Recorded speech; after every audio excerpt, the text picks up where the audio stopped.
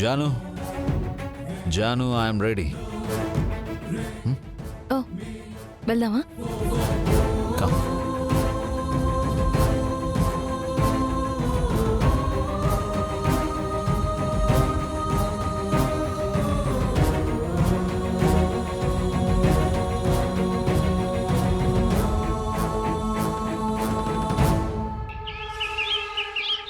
ఏంటి తులసొచ్చి కొట్టిందా? కొట్టడం కాదు, గ్యాస్ లీక్ చేసి చంపాలని చూసింది. అది కంట్లో నలుసు ఈజీగా తీసేయచ్చు అనుకున్నాను కానీ గుండెల్లో ముల్లై కూర్చుంది. అయినా ఖుషిని మనం కిడ్నాప్ చేయాలనుకుంటే మధ్యలో వచ్చి ఎవరెత్తుకెళ్లారో అర్థం కావట్లేదు. తులసి మీ ఇంట్లోనే ఉంటే మీకు పదవి రాదేమో కానీ ఖుషి మాకు దక్కకపోతే 1000 కోట్ల ఆస్తి మా చేజారిపోతుంది. ఆస్తి మొత్తం ట్రస్ట్కు వెళ్లకుండా మాకు దక్కాలంటే ఖుషిని ఎలాగైనా ప్రాణాలతో తెచ్చుకోవాలి. సొంత తల్లి కన్నా ఎక్కువ ఆరాటపడుతుంది కదా.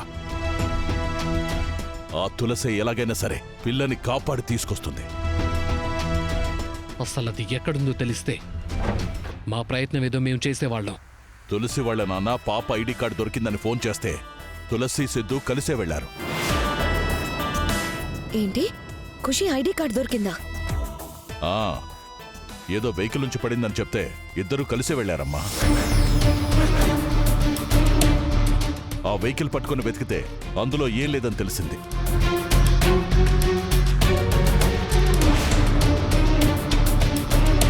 చివరిగా ఒక మాట, ఖుషిని కిడ్నాప్ చేయాలని చెప్పింది, ప్లాన్ వేసింది మీరే.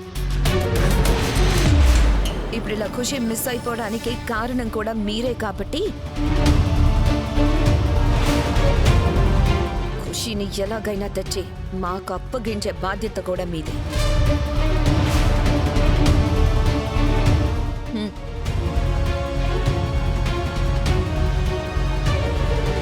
వీళ్ళేంటి ఇలా ఫిట్టింగ్ పెట్టారు? ఏమండి, ఏంటండి ఇదంతా? ఖుషి కిడ్నాప్ ప్లాన్ చేసింది మీరా? ఏంటి మొత్తం వినేసావా? నేను అడిగిన దానికి సమాధానం చెప్పండి. తులసి పోలీసులను తీసుకొచ్చి మీ గురించి చెప్పిందంతా నిజమే అన్నమాట. ఇంతలో ఎందుకండి దిగజారారు?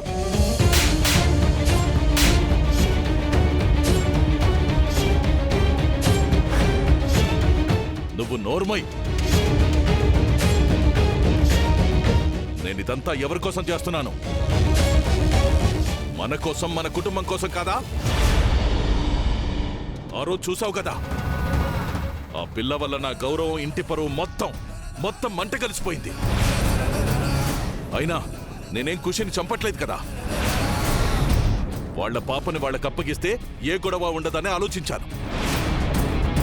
నువ్వు దాని కడుపులో పెరుగుతున్న బిడ్డ గురించి ఆరాటపడుతుంటే అదేమో ఆ పిల్ల ఖుషి గురించి పోరాటం చేస్తుంది.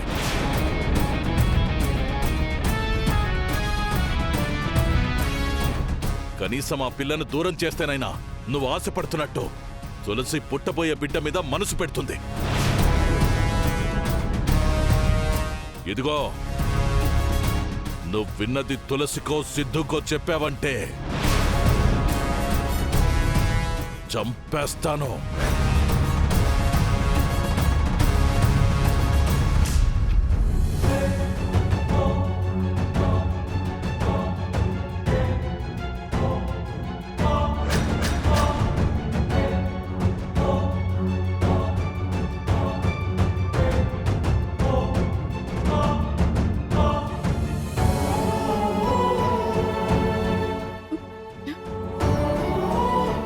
ఊరుకోండత్తయ్య. అయినా ఆ తులసి గురించి మీరెందుకు మావయ్యకి ఎదురు చెప్పడం? అలా అంటావేంటి నీలిమ? తులసి కూడా నీలా ఈ ఇంటి కోడలే కదా. నిజమే అత్తయ్య, కానీ మీరు తన గురించి మరీ ఎక్కువ ఆలోచిస్తున్నారేమో అనిపిస్తుంది. ఆలోచిస్తానా? ఎందుకంటే తులసి నీలా ఒట్టి మనిషి కాదు, ఇంటికి వారసుని తెచ్చే మనిషి. తన గురించి ఇంట్లో ఎవరూ పట్టించుకోవడం లేదు. కనీసం నేనైనా చూసుకోవాలి కదా.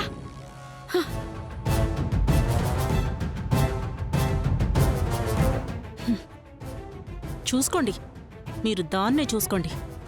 టైం వచ్చినప్పుడు నిన్ను నేను చూసుకుంటాను.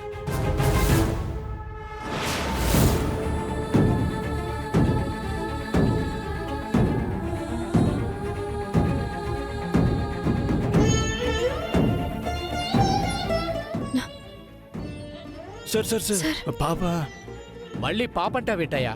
లేనిపోనివి చెప్పి డిపార్ట్మెంట్ని పరుగులు పెట్టించింది చాదా? సార్ ఎక్కడ ఏదో పొరపాటు జరిగింది సార్. చూడండి, మేము ఎంక్వైరీ చేస్తాం, దొరకగానే కబురు పెడతాం, సరేనా? అనవసరంగా మా టైం వేస్ట్ చేయొద్దు. తులసి, పదండి వెళ్దాం. సార్ ప్లీజ్ సార్, ఆలస్యం అయ్యే కొద్దీ మా ఖుషి ఇంకా ప్రమాదంలో పడొచ్చు సార్. దయచేసి ఈ తల్లి మనసు అర్థం చేసుకోండి సార్.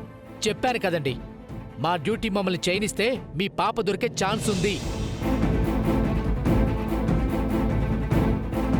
ఇలా ఊహించుకొని వచ్చి ప్రూఫ్లు సాక్ష్యాలంటే మేమేం చేయలేం. సార్ మా నాన్న కరెక్ట్గానే చెప్పారు సార్. మా ఖుషి ఆ వ్యాన్లోనే ఉంది. కానీ పాప వ్యాన్లో ఉంటే ఇందాక దొరికేది కదా. సార్ అలాంటి బ్లూ కలర్ వ్యాను వేరే ఉండొచ్చు కదా సార్. తులసి, వెళ్దాం పద. నేను ఖుషి లేకుండా ఇంటికి వెళ్ళను. చెప్పేది విను, ముందు రా. సార్ ప్లీజ్ సార్, నా మాట వినండి. నాన్న మీరైనా చెప్పండి ప్లీజ్ నాన్న. పద తులసి.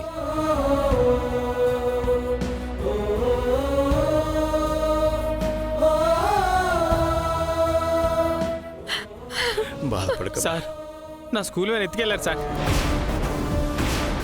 సరిగ్గా చెప్పి చావయ్యా. వ్యాన్ సర్వీస్ చేయించుకొని పిల్లల్ని సాయంత్రం ఇంటి దగ్గర డ్రాప్ చేయాలని స్కూల్కి వెళ్తుంటే ఒకడు వచ్చి కత్తితో నన్ను బెదిరించి నా వ్యాన్ తీసుకెళ్లారు సార్. ఇందాక మిల్క్ వ్యాన్, ఇప్పుడేమో స్కూల్ వ్యాన్. హ, భలే ఉందా ఈ వ్యాన్ల గోల. ఏవండి ఎక్కడండి మీ స్కూల్ వ్యాన్ ఎక్కడ ఎత్తుకెళ్లారు? లింగంపల్లి దారిలో మేడం. నాన్న నువ్వు మిల్క్ వ్యాన్ రిపేర్ చేసింది ఎక్కడా? బాచుపల్లి సైడ్ వెళ్ళినట్టుంది బాబు. అది మియాపూర్లో రిపేర్ చేశానమ్మా. అది బాచుపల్లి సైడ్ వెళ్ళిందమ్మా.